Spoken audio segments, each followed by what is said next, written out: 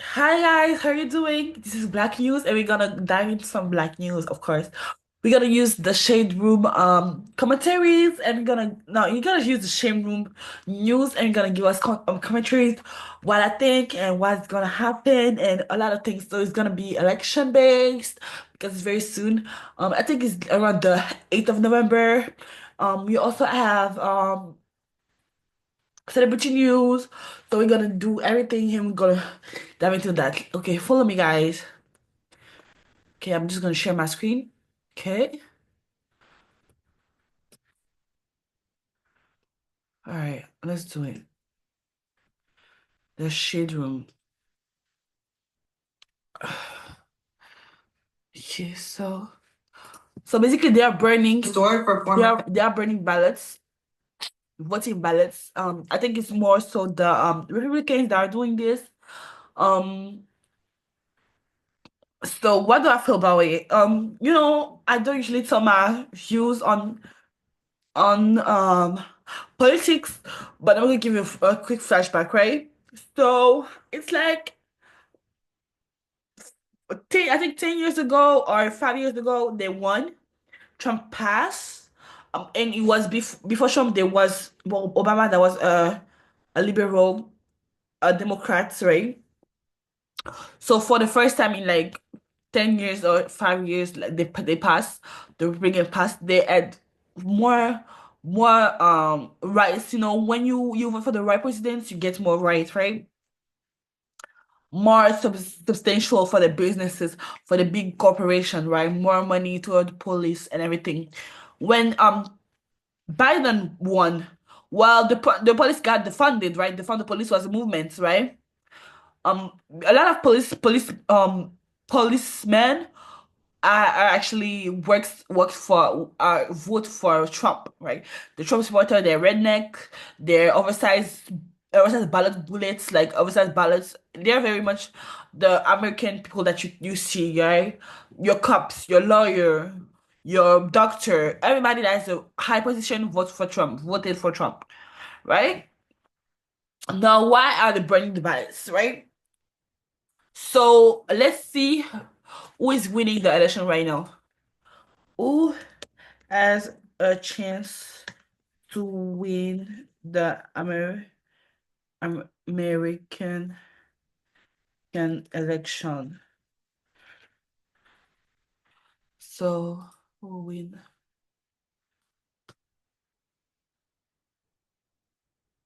Let me see. Um, live votes count. Votes count. You don't have it? Okay, so let's see. Let's see New York. New York. Okay, we don't have the we don't have the well, from what I knew, it was 55% Trump, 35% Kamala, right? So it's very tight. We still have a few days left. Sometimes Democrats are vote like very much later on the election courts. They vote during the on the day that of the election, which is, guys, if you wanted really Kamala to win, you should have voted early. Vote early counts twice more than the vote of the day. So if you wanted Kamala to pass, a finally a female that passed, you should have voted early. I told that to people. I told that on my Instagram. I shared it on my Instagram. On my story, I shared it. I said I'm voting no because I don't mind who will win. It's not for me. If it's Kamala, if it's Trump, I will not be mad. But the thing is, listen to me, right? Listen to me closely, right? I don't want the other party to be mad after why did my candidate not win. Why did the candidate not win? Because you didn't vote early. That's simple as that. I know you had other things to do. You might have kids, you might have granddaughters, you might have like a dad to take care of. But you can do it online. Online, it only takes 5 minutes to complete the whole thing. 5 to 15 minutes to complete the whole thing. So guys, don't be mad if your candidates do not pass this election, right? Okay, let's keep going. They ain't not eating the cats or eating the dogs, but what they are doing is burning election ballot boxes, purging thousands of U.S. citizens' votes right before Election Day, even though the National Voter Registration Act says there should be no mass purges within 90 days of an election, and attacking poll workers for correctly informing people not to wear political gear in a polling place.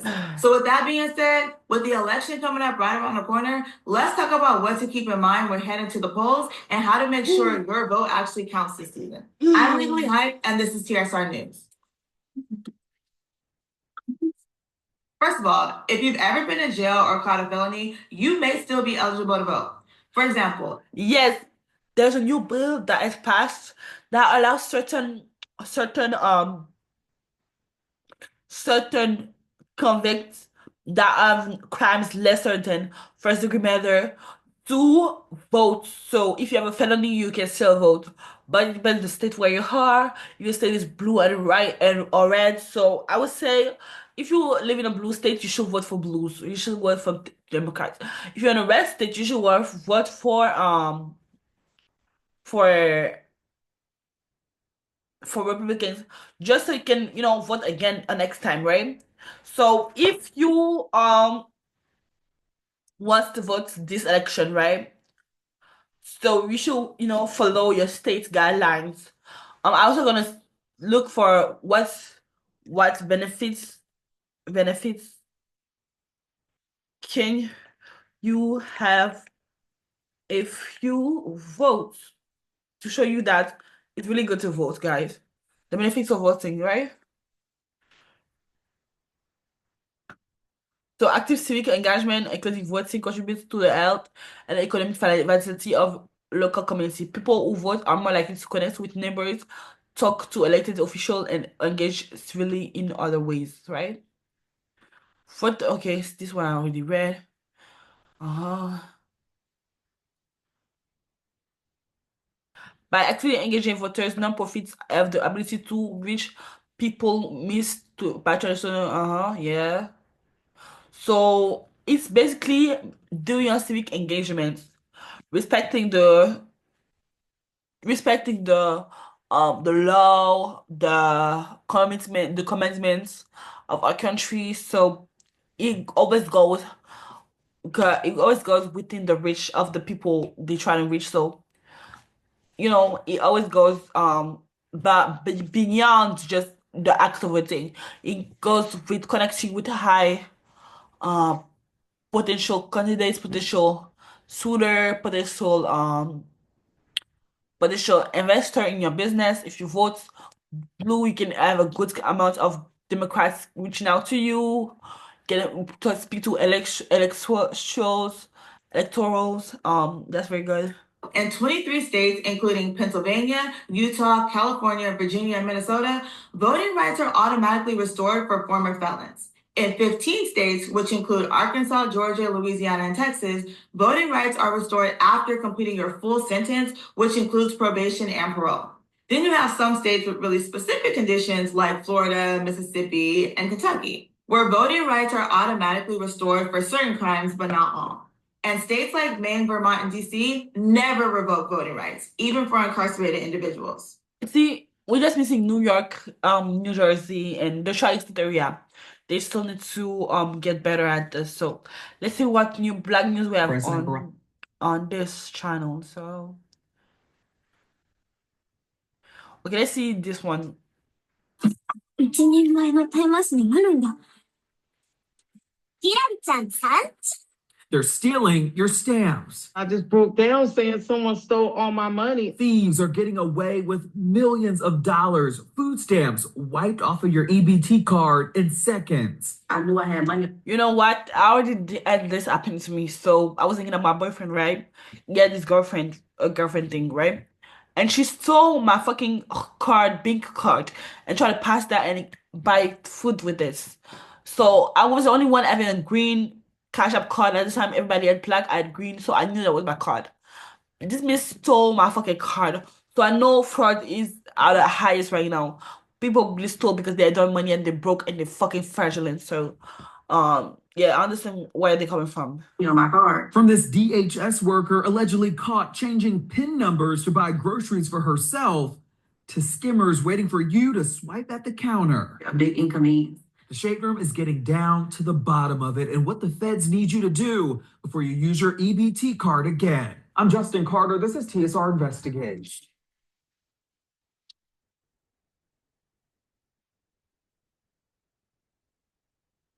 Groceries are high and money is funny for the tens of thousands of people who rely on SNAP benefits to feed their families. That's why the Secret Service and the FBI, they've been taking food stamp fraud seriously lately. Last year alone, $60 million worth of food stamp fraud was reported in the United States. So we at the Shade Room, we decided to piece together how these scamianas are doing it. Don't be fooled by the warm smile. What police say 57-year-old Nadine Jean-Baptiste did was stone cold. She was a principal clerk at the Department of Human Services in Rhode Island for over a decade. She supervised customer service assistants and had full access to EBT printing machines there. She knows the system. This is very.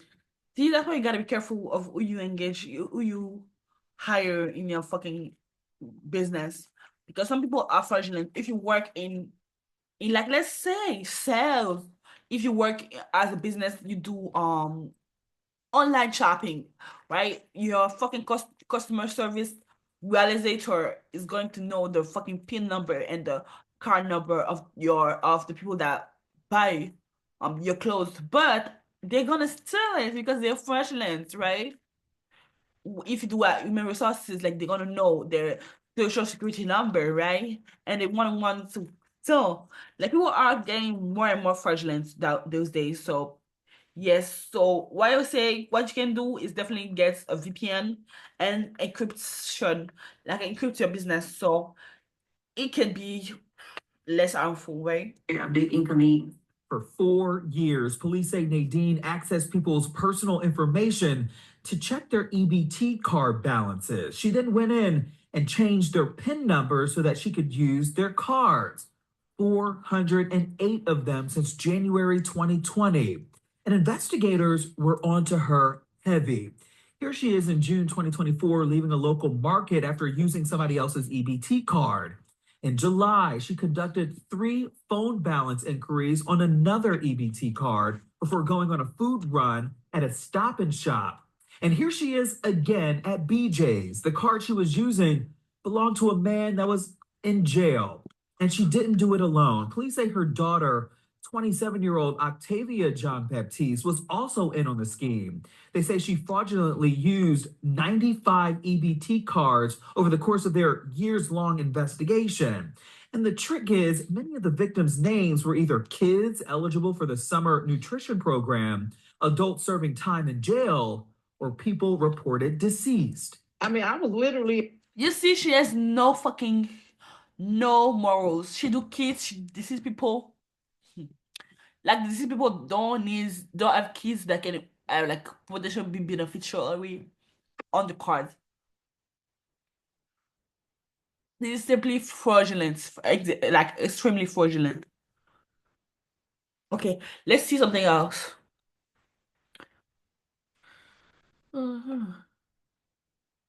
So let's see what rapper do people think has the biggest impacts on in the last 5 years. Who do you think has had the biggest impact on hip hop in the last 5 years? The last 5 years, Future ain't went nowhere. He's Kendrick, yeah. I ain't going front. Future keep doing his thing. Like he ain't dropped the baton yet. He's still running with it. He's still sprinting. So I'm giving it to Pluto. Soldier Boy. Soldier Boy. Say that. Yeah, I would say the Trinity, Lil Wayne, Nicki Minaj, Drake, those 3, and Kendrick Lamar too. Those 4, they did like an amazing run on the fucking influence. I would say Lil Wayne because my chick hotter than you, chick hotter than you. She lick it like a lollipop. Slip a. She lick it like a lollipop. Mm. She wanna freak a rapper. Like things like that. Like it's giving like he did his thing. Like especially in the 2005. I know it's not the last 5 years. Okay. Okay, if you say last 5 years, I would say Nicki Minaj, Drake, and Kendrick Lamar. Those three did their thing in the last 5 years. They definitely ran the fucking industry. They are powerful. They're unique. All three have unique characteristics. Drake sings. Nicki Minaj is a female rapper. Kendrick is poetic. Yes, this is amazing. This is everything we need, you know? TikTok is so big right now. And I remember back when Soulja Boy first came out and everybody was like, this is dance, this isn't hip hop. And all the old heads were saying that. And now he's the guy that's still spearheading and really laid the foundation for people to attach music to a dance move and go viral for it. So I would have to give it to him for sure. I would really say, like, when it comes to the female side of things, I would say Sexy Red had a big impact as far as it coming to, like, even Lotto, Sexy Red. like all the females. Any female rapper. I feel like all the female rappers have been going hard. I feel like right now, hip hop is really female driven. You know what I'm saying? And all the females are doing their thing. So yeah. I say Lil Wayne. I would really say Travis, and I'm not saying that. I'm not just saying that because, you know, Travis is popping out tonight. It's a big deal. I'm saying that because if you really think about it, for me as an artist, when I'm looking at a superstar, right, that can go anywhere and do a big arena, let's look at Travis and what he's done. Travis is doing 80,000 capacity shows. Who's doing that? Travis is making hip hop a lot bigger than what it really is. You know what I mean? I think when it comes to kids, the most influential person is Youngboy. When it comes to females, I think the most influential has been Drake. When it comes to street music, I feel the most influential is Lil Durk. When it comes Yeah, to I love Dirk females, is there too. I think all the females going crazy right now. Shout out to all of them. So this video is over, guys. I'm done. I'm not gonna spend too much time on this video. This is a little black news. This is episode 2. Stay tuned for more episode. I'm gonna give you the oh, I think I missed one thing. I missed one thing. Wait. I missed one. Give me the time to find it. Do you see? Can you see? Wait. Oh.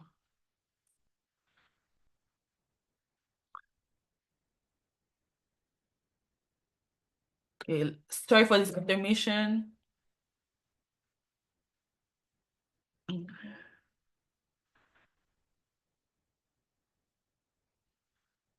Let me try to find it. This is about a Caribbean thing. I'm gonna find it. So I had it in my history. Okay.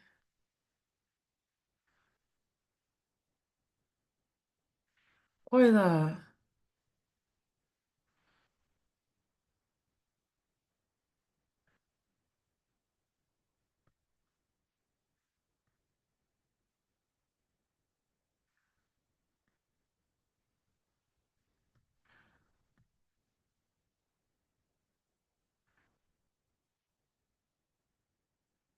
I'm trying to find it. Caribbean. Oh, sorry, that's not how you write it. Caribbean. Okay, this is just a carnival. Okay, this one. It was very interesting. Guys, how do you feel? So basically, girls that looks in her mid-20s is asking Black Americans to stop attending any carnival experience, carnival events, anything that has to do with carnival, right? So I want to know that, do you feel, guys, that this is wrong? Is she has a reason? Is she's going too far, or is she definitely this is no? It's for everybody, like per person. So let me give a little bit of my experience. So I grew up in New York, right? New York City, very diverse country, very diverse city, very diverse people around it, right? A lot of Caribbean influence, a lot of Caribbean events. Everything has to do with Caribbean heritage, right? So immediately when I came, I was also like I was I was like I lived around Caribbean people, right?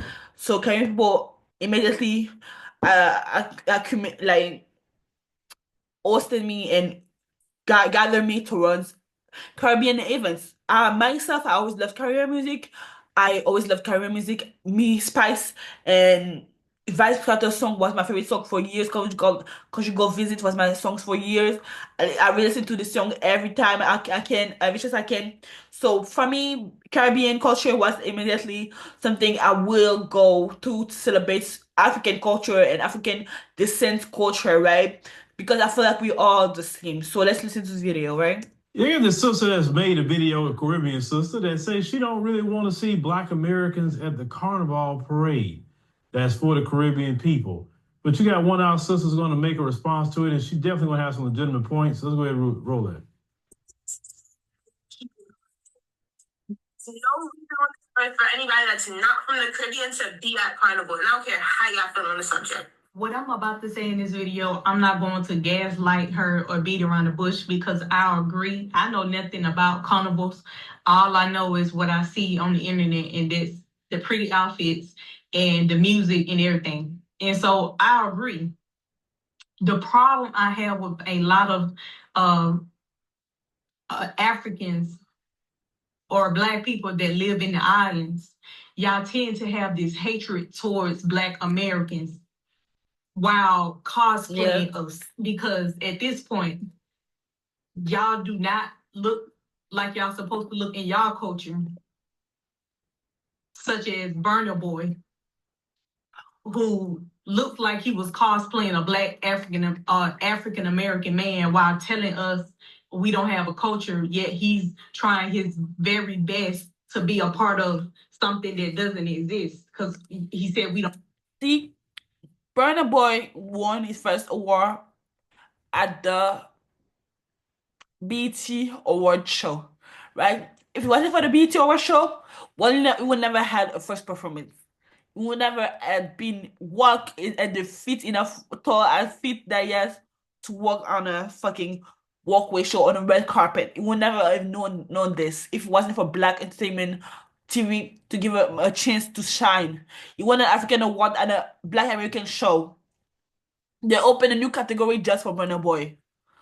See, the privilege of this is exactly what I'm saying. So this Black, African, Caribbean, let's separate, like it's very not helping us at all. Don't have culture Because but he's trying. Because the other ABC award show, motherfucking VMAs, they don't have African award category yet, you know. So how you gonna win if he's now for the Black Entertainment TV show award? Trying to build a career in something that doesn't exist. He's not trying to build it. He's trying to cross it over to us and build it. But we don't have culture and it doesn't exist. So that don't make any sense. And y'all would sit up on this app and talk about us like a dog